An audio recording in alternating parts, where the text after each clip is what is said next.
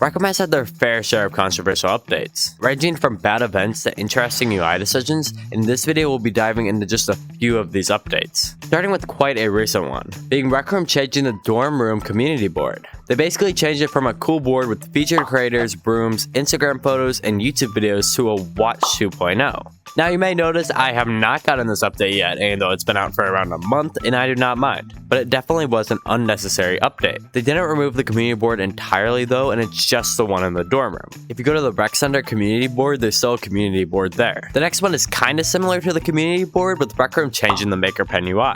The Maker Pen is a huge part of Rec Room, allowing players to create pretty much anything. But to create really cool things, you gotta learn the Maker Pen. And learning the Maker Pen generally takes quite a while. And during this time, you get used to the current layout of the Maker Pen. Then after getting completely used to this layout, Rec Room hits you with the entire UI change. It's still similar and has a lot of the same tools, but a complete change like this can require a lot of learning and a re-understanding of the Maker Pen.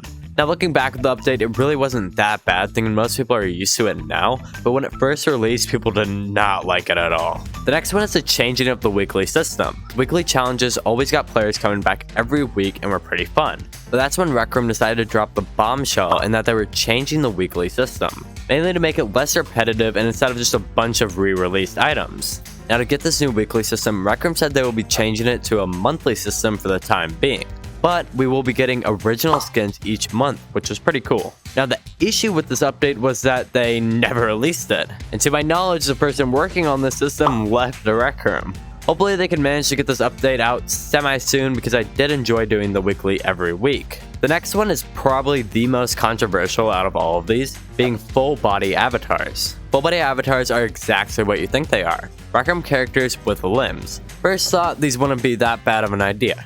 Now once they dropped the first image, a lot of people hated it. And even though it was just concept art and it was bound to change, people just hated it. The main thing people hated was the nose, which was kind of understandable, and a lot of people thought they were going to be completely replacing the Bean avatar for these new full body ones. Which is obviously not the case. If you just read down in the article a little bit, they just said they will be an optional thing for players who want to use them.